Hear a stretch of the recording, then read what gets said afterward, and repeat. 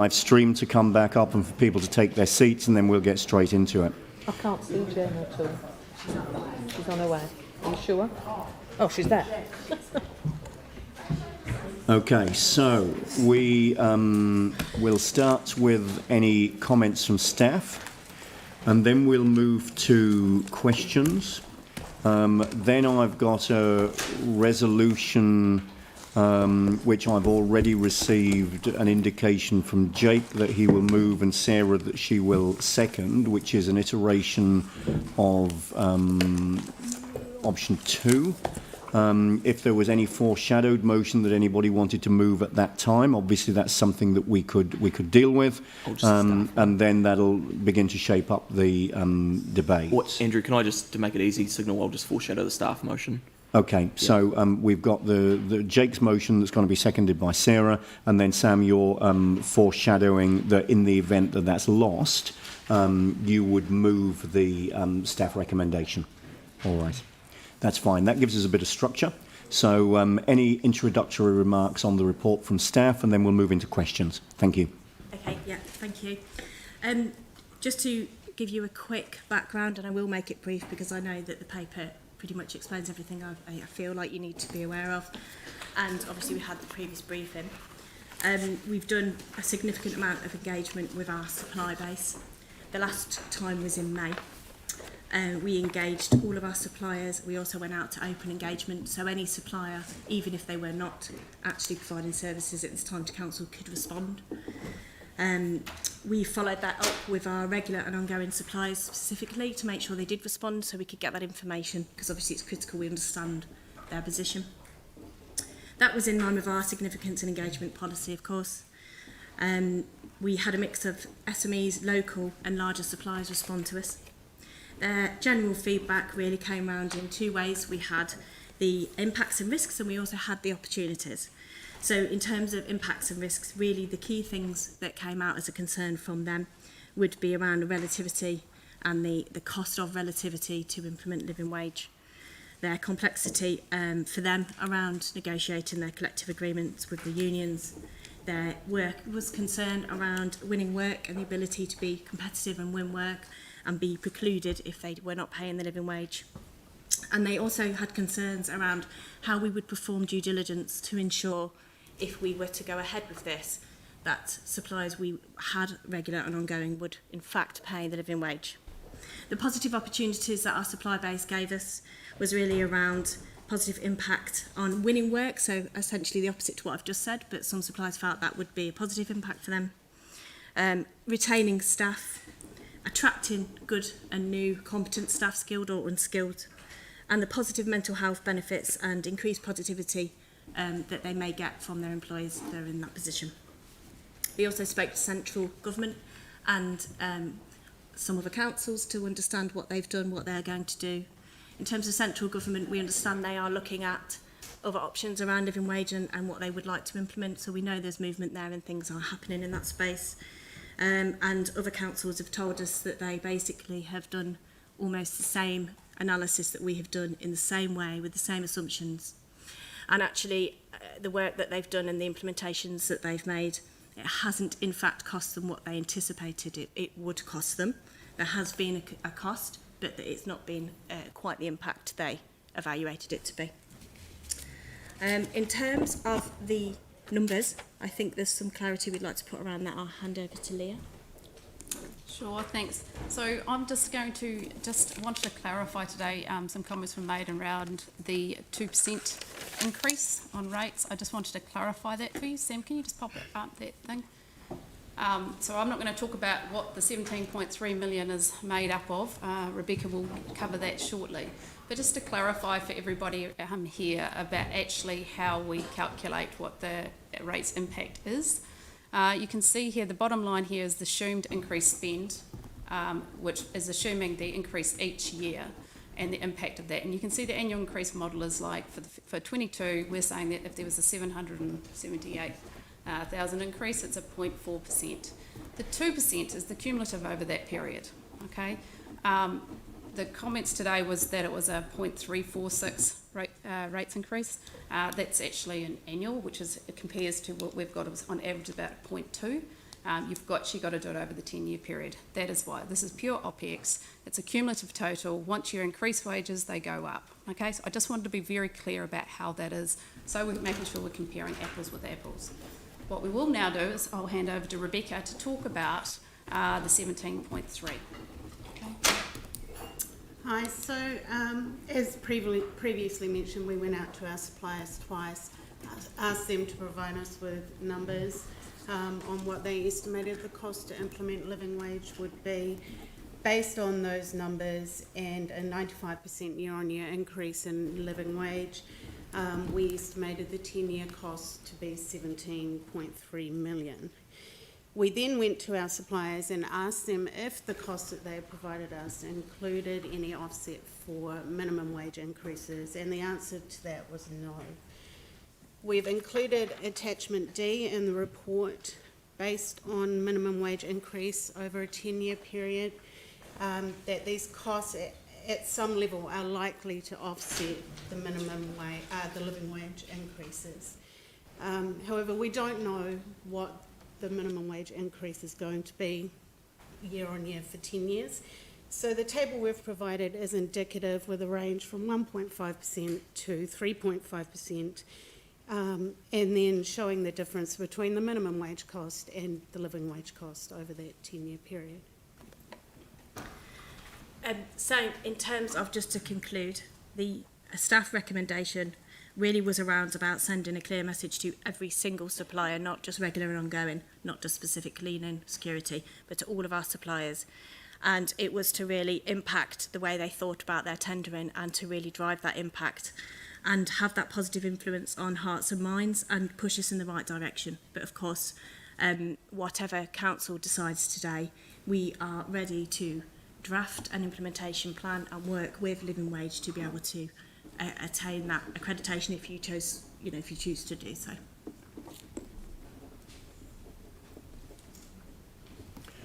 Excellent, thank you very much. So nothing further from staff by way of commentary on the report or by way of introduction. So now let's move to questions. Sarah. Thanks so much for that clarification over the marginal cost between the minimum and the living wage. I think it's a really important piece of information, and while we can't know exactly what the living wage will be over time, and we can't know exactly, that's kind of the best information we will have. So can I just get this straight from that table on page 204 of our agenda? It's got if we took the expected or potential minimum wage increases, which we would have to pay anyway, off the potential expected living wage ones, we're looking at a range between 1 and 3 million over 10 years and a range of 0.12 and 0.33% cumulative impact on rates. Correct. That's right. Yeah, thank you very much. Thank you, and thanks for that clarification. Further questions? Jimmy.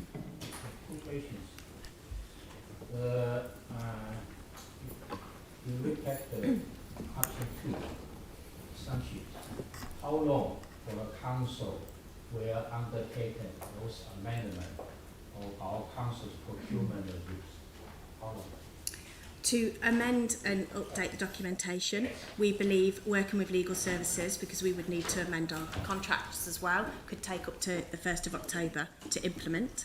In terms of when living wage then takes effect, we would implement that every time a contract comes up that is in that living wage space.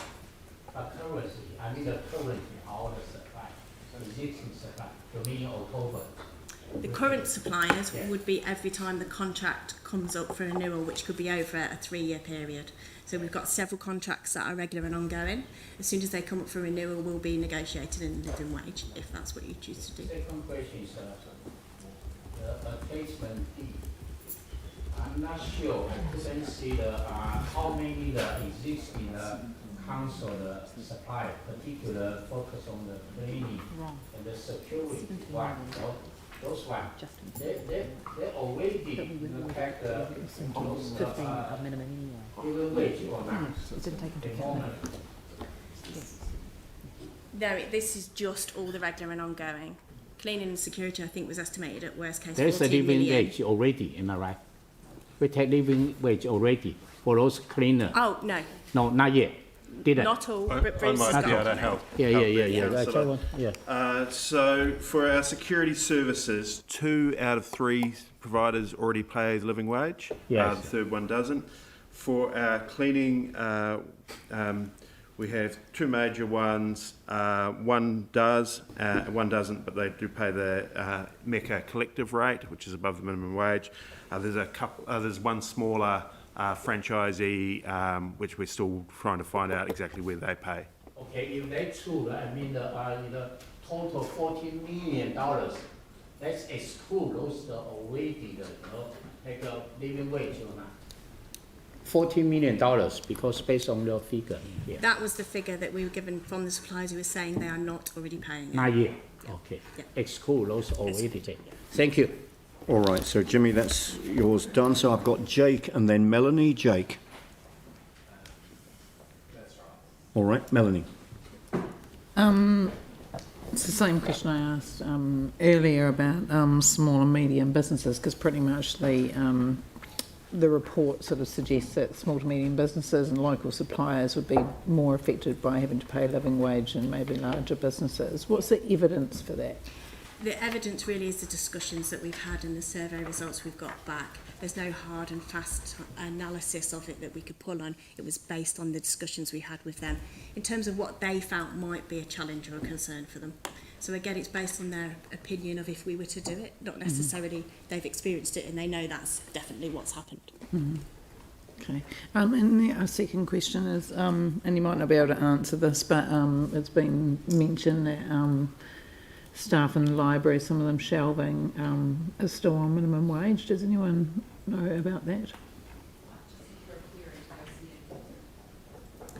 Is this direct council staff? I don't know. I'm not sure, to be honest. Hello. There are currently 30 employees at the council who are paid less than the current living wage rate, and those wage rates are subject currently to negotiation with the PSA. That's the situation. Okay. Thank you. Further questions? Yanni. Thank you.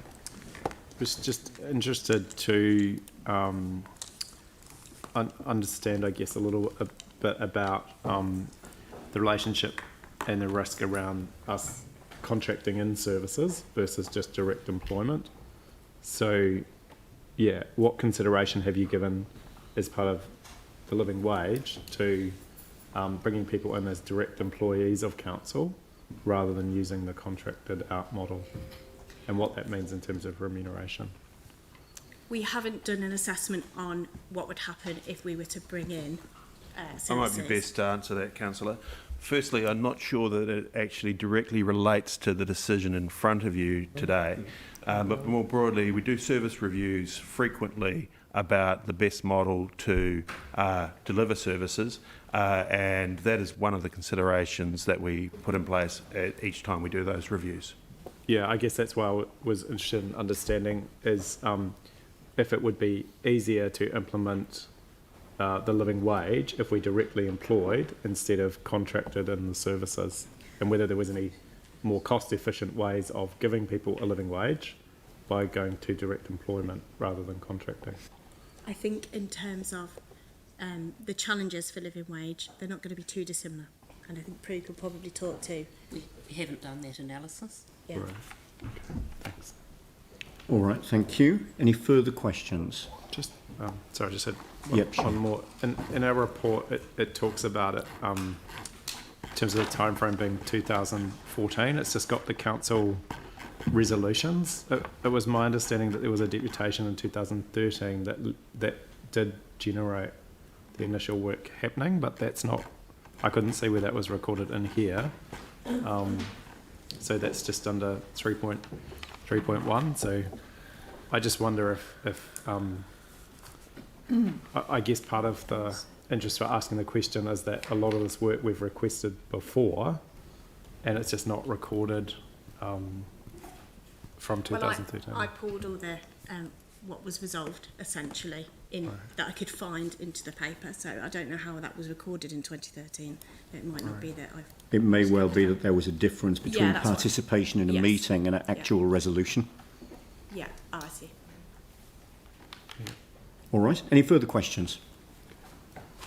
Excellent. All right. So we've got, so Jake, we've got this resolution in front of us, which is something that you've worked with staff to craft, and I'll get you to speak to it when we move into debate in just a moment.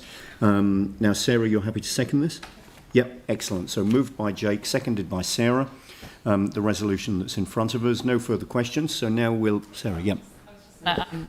Just going to quickly ask whether it would be easier to have the reporting back to F&P rather than during the annual plan when we focused on other stuff. So just request staff to report on the cost impact and supply compliance to finance and performance. We could actually say to finance and performance and as part of the annual plan process if you wanted. Well, or just to finance and performance. Because it doesn't really need. So Jake, would you be happy with that change? Doesn't need to be part of the annual plan. As mover and seconder, you can agree to a change. That's fine. Yeah. I just, if it just goes to F&P, we can have it mid-term. It can be part way through. Regular ongoing. It means it's more iterative, which is good. Yeah. Request staff to report on the cost, impact and supply compliance to finance and performance. Yeah. Yeah. That's fine. That works for staff. Yep. Excellent. Yanni, this is another question. Yeah, sorry, I meant to ask this before, but is there a way that we can make the rates increase cost neutral by dealing with the top salaries being reduced, or by not going up as much to offset the cost of paying the living wage? I mean, some of our deputations did raise that concern, and so just there has been calls in the past around looking at a fixed dollar amount for increases rather than percentage increases, but I just wondered if what work had been done in that space. I'll allow the question, but it's kind of different than the substantive matter we're dealing with today. To answer it from an absolute procurement perspective, because this is what we're talking about, we will go into negotiations with our suppliers, and we will do those negotiations. How they choose to give us the prices back and how that's made up will be up to them, and we don't have an influence on it. So, done with questions, moved and seconded. So, Jake, I'll get you to open the debate, and then I'll give you the opportunity to close the debate at the end if you choose to. Sure. Thank you. I won't take my full time. I just wanted to say that this is yet another momentous occasion, paying a living wage. In my view, that journey's taken much too long. I think we were first discussing this in 2013. But now we're getting to a point where we can say that if you work either for council itself or whether you work for one of our contractors, if your livelihood is dependent on the people of Christchurch, collectively we will now ensure that you have a dignified life. We have the privilege of sitting here week in, week out and making important decisions on behalf of the people of Christchurch, but today we get to make an important decision in the lives of some of the people in Christchurch. Thank you. Pauline. Yeah, I'll be brief as well, but we have been working on this for a very long time, and we have been a bit slow on it and been now surpassed by Wellington and Dunedin. However, as Jake said, the work we're doing today and the milestone we're achieving today is significant for our people, but I'd also like to acknowledge the work of Councillor Phil Clearwater last term, because he pushed this very, very hard, and because of that we're where we are today. So and having implemented our own living wage for our own staff in 2017 was an incredible step for us as well. As somebody said just previously in the deputation, our most important assets is our people, and we need to look after people. And for me, to have comfort that a fair day's pay for a fair day's work, you take the money home, it's enough to feed your family, is so important. It's a real privilege to be able to be voting in support of this today. Thank you. Aaron. Yeah, so a couple of things on this. Firstly, it might have been a good idea if it was a trial to dispel some of the myths and rumours that go around paying the living wage. Might have been a good idea as well. But it's not, but it is what it is. Two aspects of the living wage I wanted to speak to. One is that was raised in the deputations, the term trickle-down effect. I always found that really odd, because generally it's only people with money that save it. Apparently only 5% of the population save money. I grew up in neighbourhoods where I saw the trickle-up effect, and it's majority of people spend all the money they earn. So that has a triple up effect. They spend money at the local cafe, they can buy a new t-shirt, they can go to the movies, do whatever. So it's not the way round that people think the economy works. So people at the bottom end of the payment scale, when they get more money, the whole economy does better. So there's some bonuses to be had there. And the other one is around, we often hear debates, especially from politicians, not so much at this table, but politicians that talk about when they were at university or whatever, they were a cleaner or they worked in hospo for a while, they did some dishes for a few months. And they did their hard yards, and everyone does those low-paid jobs for a while. Well, I want to speak about the people that don't do it for a while. There's people in our society that actually choose to be a cleaner for their entire life. And I know people like that, and they clean at the hospital and they clean in other places. And they see their job as really, really important. And as a society, we should see their job as really, really important, because they will, for their entire career, do a job that most people won't do. And that should be valued in a society that values people. So as we make that decision today, let's think of those people that do those jobs. And if anyone wants me to bring in photos of what some of those cleaners clean up, more than happy to do so. Sam. Yeah, thank you. So I won't be supporting Jake's motion, but I've foreshadowed the staff recommendation. And it's not to say that people shouldn't be paid fairly. Absolutely, people should be paid fairly. But I actually think the team have done a really good job in terms of sending a signal to the market that we want more consideration of it. And I do worry that this may hamstring us. In a sense, it could be a bit of an issue long term in terms of, I guess, those additional costs. I think the staff had struck a really good balance that ultimately, would get to that good outcome. But I think probably the main point about this, and it's something that I think should be raised with central government, is the alignment between the minimum wage and the living wage. And I mean, we will all know, because we've had briefings on it time and time again, this would be so much easier if they were aligned, because quite frankly, we wouldn't need to go through this. Our contracts would automatically adjust. So I think we shouldn't lose sight of the fact that actually we potentially, by going down this path, are adding another layer to this whole sort of mix, when ultimately central government could very clearly fix this in one swoop. So I do worry that we are going down the wrong path, hence the foreshadowed motion. Thank you. Jimmy. Thank you. Yeah. Today we listened to the two groups make the deputation. They particularly emphasize we need to value and respect their work. Every work is should be so respecting, because even we every day we meet our in council office the cleaner, and also in our basement we meet the security guard. But I just don't know, why the job description they are their wage is the minimum wage rather than the living wage. I still don't know why, And also some other council they already done this one. Actually, this one also, to give the people more kind of confidence, more reduce their stress, If they couldn't do the job, they couldn't, to pay the bill, couldn't look after their kids, how come, they can provide their productivity? That's impossible. You give them living wage, at least, they can resolve this problem, even can improve their productivity. Also, this kind of living, the gap, this one actually is a disposable income. They can consume, in the supermarket or to meet the daily basis, their necessity.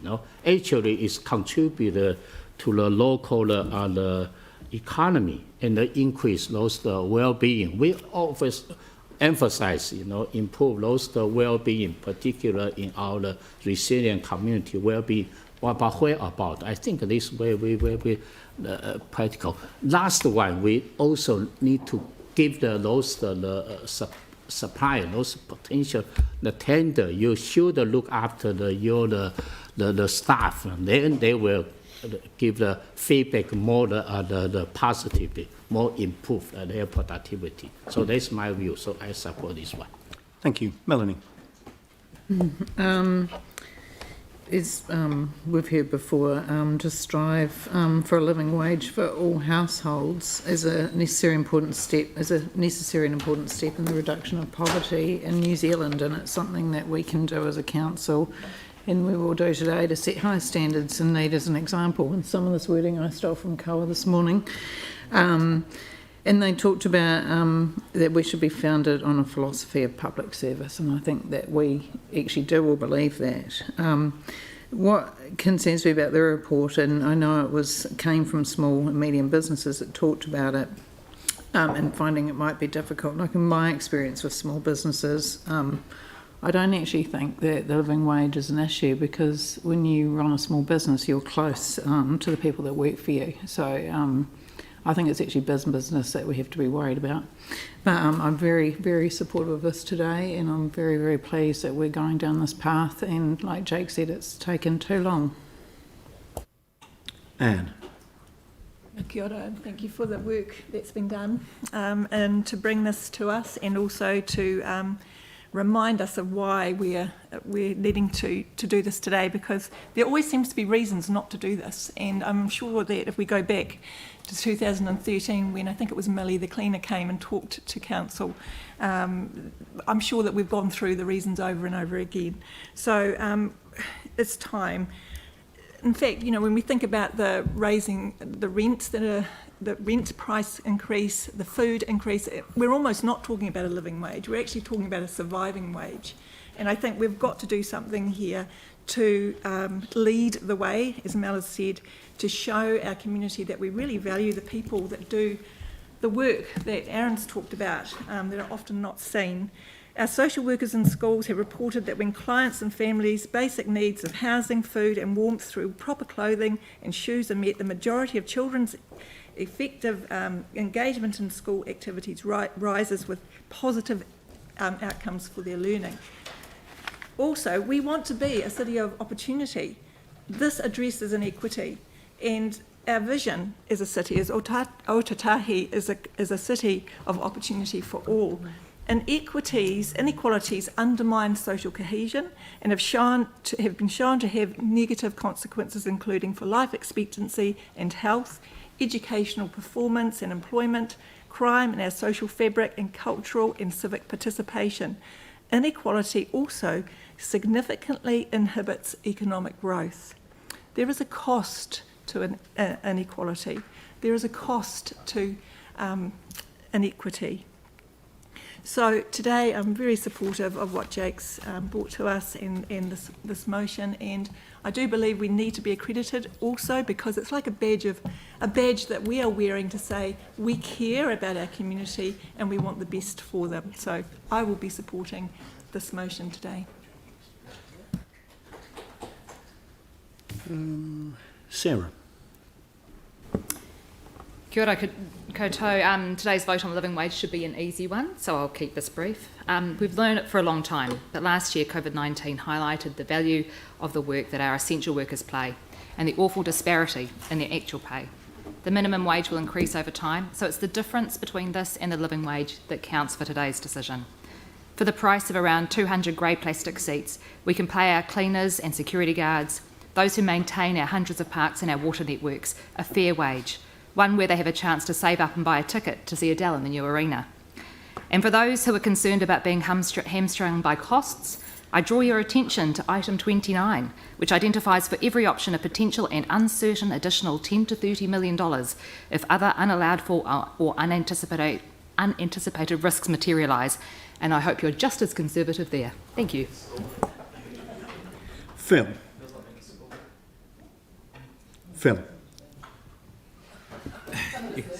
Thanks, guys.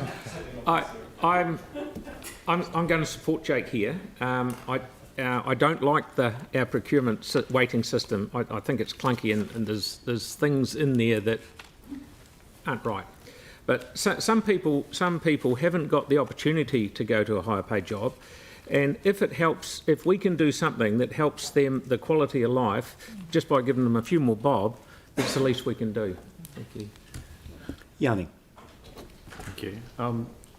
For those of us that were here in 2013, when we first heard from a cleaner from our airport. I think this is a significant day, and we should just reflect on what we were told then, which was from in the media from the managing director of OCS, that we work out pay based on a worker's skills and what they do, balanced against what our customers are prepared to pay.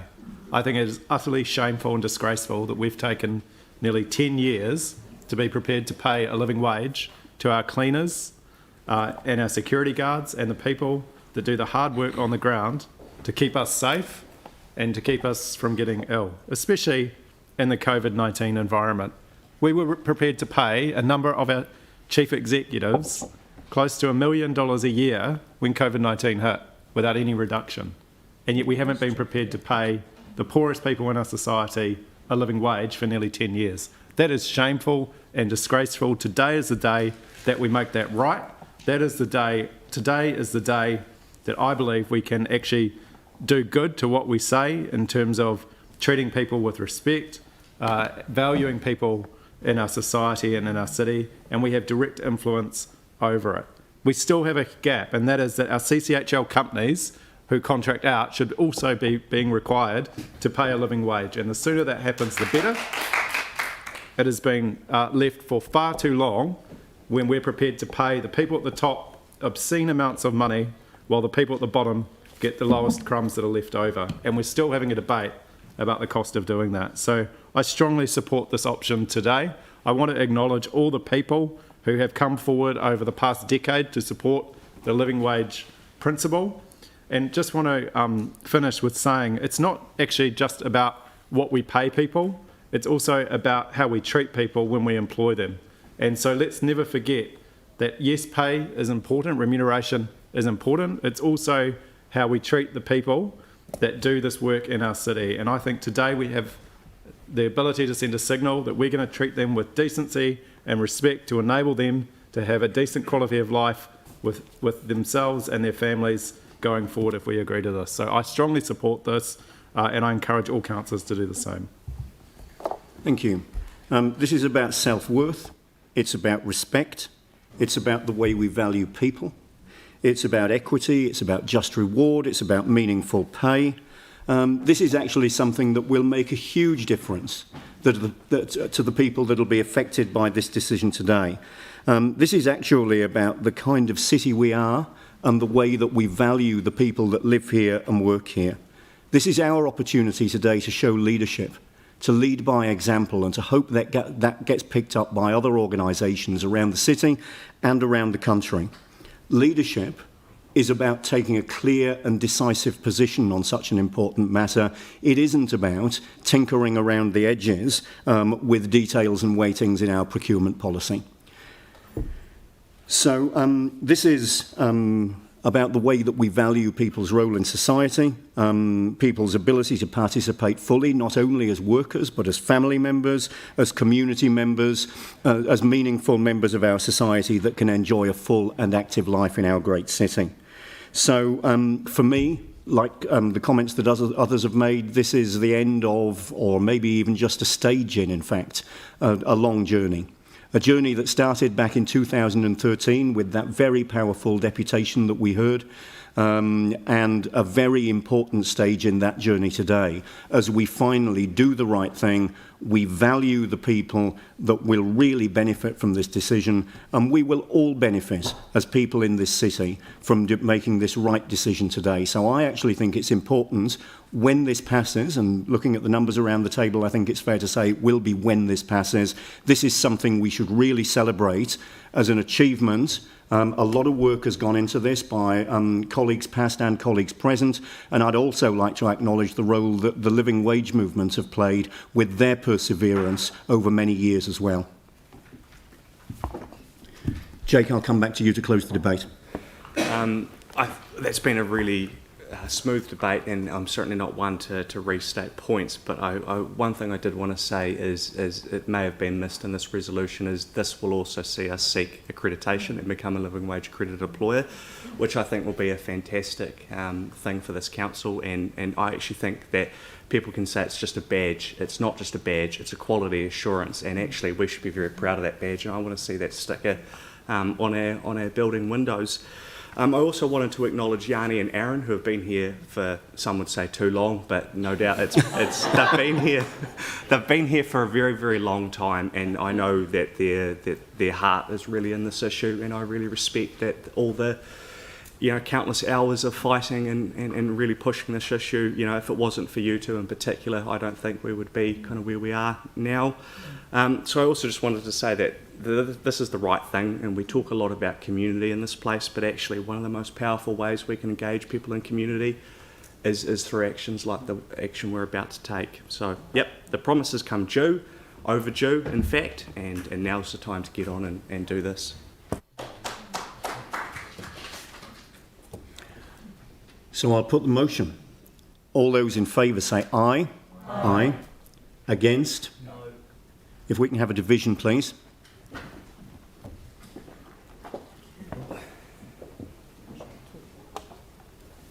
Councillor Galloway? Yes. Councillor Johansson? Yes. Deputy Mayor Turner? Yes. Councillor McLennan? Aye. Councillor Major? Yep. Councillor Goff? No. Councillor McDonald? No. Councillor Keane? Yes. Councillor Cotter? Aye. Councillor Davidson? Aye. Councillor Scundrett? Aye. Councillor Chu? No. Councillor Coker? Yes. Councillor Templeton? Aye. And Councillor Chen? Yes. 1, 2, 3, 4, 5, 6, 7, 8, 9, 10, 11, 12 for yes and 3 noes. So that's carried. Thank you.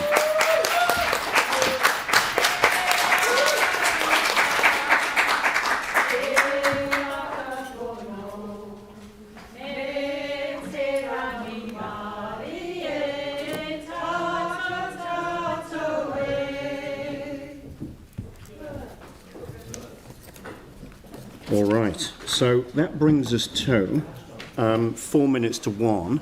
So I'll now adjourn the meeting until 2 o'clock, when the Mayor will be in the chair for the notice of motion on the multi-use arena. So I'll adjourn until 2 o'clock. Thank you.